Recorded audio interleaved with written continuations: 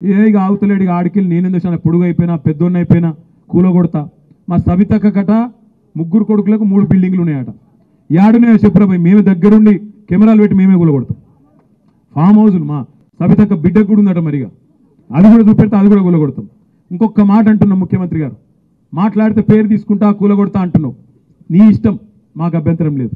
కానీ దయచేసి నేను ఒక విజ్ఞప్తి ముఖ్యమంత్రి గారికి చేసేది, రేవంత్ రెడ్డి నీ కళ్ళు చల్లబడతాయి అనుకుంటే మా దగ్గర ఉన్న బిల్డింగ్లకో వాటికో వీటికో కులగొట్టినాకైనా నువ్వు శాంతిస్తావు అనుకుంటే బరాబర్ కులగొట్టు. కానీ ఆడికి బంద్ చేయి, ఆడికి కులగొట్టుడు బంద్ చేయి, పేదోళ్ళ కడుపుల కొట్టుడు బంద్ చేయి. మా ఇల్లు కులగొడితే నీ కడుపు చల్లబడుతుంది అనుకుంటే మా ఈ కులగొట్టు, ఆడికి ఆపేయి. పేదవాళ్ళకి మాత్రం కులగొట్టుడు దయచేసి ముట్టుకోకు. ఎందుకంటే ఇవాళ బాధ అనిపిస్తున్నది. ఓదికేమో రైతుల గోస ఇక్కడ ఇట్లున్నది ఊళ్ళల్లో. హైదరాబాద్ పోతేనేమో ఆ మూసికాడికి పోతే పాపం 30 ఏళ్ళు 40 ఏళ్ళు 50 ఏళ్ళకేంచి వాళ్ళని ఇవాళ ఆక్రమణదారులు అంటాడు ఒకడు, కబ్జాదారులు అంటాడు ఒకడు. అరే నువ్వే ఇచ్చినావు కదా రాబాయ్, నువ్వే కాగితాలు ఇస్తువి, నువ్వే వాళ్ళకి రిజిస్ట్రేషన్ చేస్తువి, నువ్వే బిల్డింగ్ పర్మిషన్ ఇస్తువి, నువ్వే 40-50 ఏళ్ళకెళ్ళి వాళ్ళతోని గర్పట్టి కట్టించుకోబడుతుంది, 40-50 ఏళ్ళకెళ్ళి మున్సిపల్ నీళ్ళ పన్ను కట్టించుకోబడుతుంది. అన్ని పైసలు ఇన్ని రోజులు దొబ్బి తిన్నదేమో గవర్నమెంట్. ఇప్పుడేమో వాళ్ళు పేదవాళ్ళందరినీ పట్టుకొని ఇగో వీళ్ళు గరీబ్ గాళ్ళు, వీళ్ళకి ఏ దిక్కు లేదు, బుల్డోజర్ పంపిస్తా, కూలగొడతా, వీళ్ళు కబ్జాకోరులు, అది ఇదని మాట్లాడుతూ ఉన్నాడు. నేను అడుగుతా ఉన్నా రేవంత్ రెడ్డి, మొదలు నిజంగానే నీకు చిత్తశుద్ధి ఉంటే రెడ్డికుంటలో, కొడంగల్లోని రెడ్డికుంటలో ఎక్కడనైతే నీ సొంత ఇల్లుందో అది కూడా కుంటలనే ఉంది, దమ్ముంటే దాన్ని కూలగొట్టి పేదవాళ్ళ మీదకి రా అని చెప్పి నేను సవాల్ చేస్తా ఉన్నా. ఆ క్వాలిటీ చెక్ చేయనంత వరకు మనం అనగాదు. ఇంజనీర్ అంటే దేశాన్ని నడిపించేది ఇంజనీర్లు.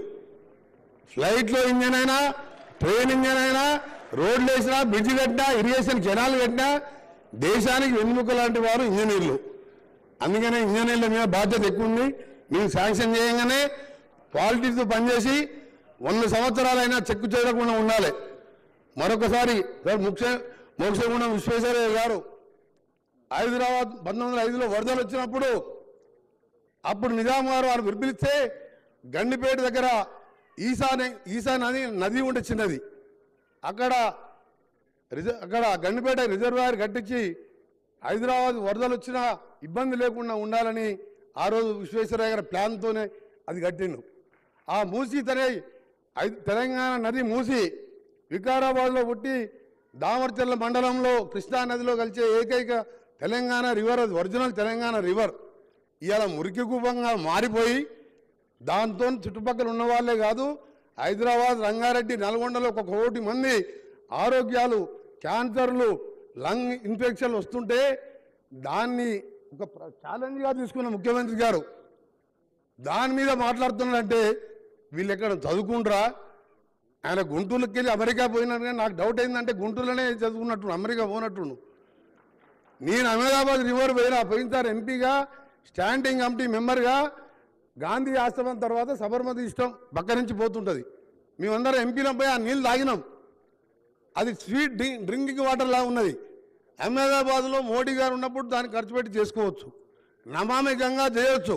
ఇక్కడ బీజేపీ వాళ్ళు మాత్రం మూసిని ముట్టుకుంటూ ఊక్కునే లేదని కిషన్ రెడ్డి గారు మాట్లాడతారు. మీరే ఇంజనీర్లు ఆలోచించండి. ఇవన్నీ ఇవాళ అప్పుడు మా బట్టి గారు జపాన్లో ఆయన కారులో పూతపోతూ తీసిన వీడియోలు అన్నీ చూపించింది నాకు. సిటీ మధ్యలోకి వెళ్ళి రివర్ ఎట్లుందంటే ఒక ప్యూర్ రివర్ లాగా దాన్ని చేయాలని ముఖ్యమంత్రి గారు ఆలోచన చేస్తే దాని మీద కూడా రాజేదంటే వాళ్ళకి ఏంటంటే ఈ తెలంగాణ అభివృద్ధి చెందే అవసరం లేదు.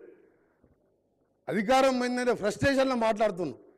అందుకనే నేను వాళ్ళ గురించి పక్కన పెట్టి ఏదేమైనా సరే గౌరవ ముఖ్యమంత్రి గారు, క్యాబినెట్ మినిస్టర్లం, ఎంపీలం, ఎమ్మెల్యేలం, మనమందరం మీరందరూ కూడా కలిసి తెలంగాణని ప్రపంచ పటంలో రీజనల్ రింగ్ రోడ్ అనే దాన్ని ఇలా ముఖ్యమంత్రి గారు ఛాలెంజ్గా తీస్తూ ఎప్పుడు రివ్యూ చేపిస్తూ మాతోని దాన్ని ఇలా half of the Telangana cover అయ్యే విధంగా ఈరోజు త్వరలోనే టెండర్లు పిలిపించి దాన్ని కూడా ప్రపంచ పటంలో హైదరాబాద్ ఉండే విధంగా చేయడానికి మీ ఇంజనీర్ల పాత్ర కూడా అవసరం. కాబట్టి మీరు కూడా ప్రభుత్వాన్ని సహకరిస్తూ ముందుకు పోవాలని మరొకసారి మీరెవరైనా మాట్లాడినా మీరు ఒక్కటే ప్రశ్నించాలి.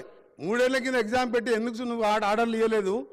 ఇవాళ ఈ ముఖ్యమంత్రి ఈ ప్రభుత్వం వచ్చినాక మీ చేతికి ఆర్డర్లు వచ్చి మీకు రేపో మాపో పోస్టింగ్లు వచ్చి ఉద్యోగాలు చేయబోతున్నారు.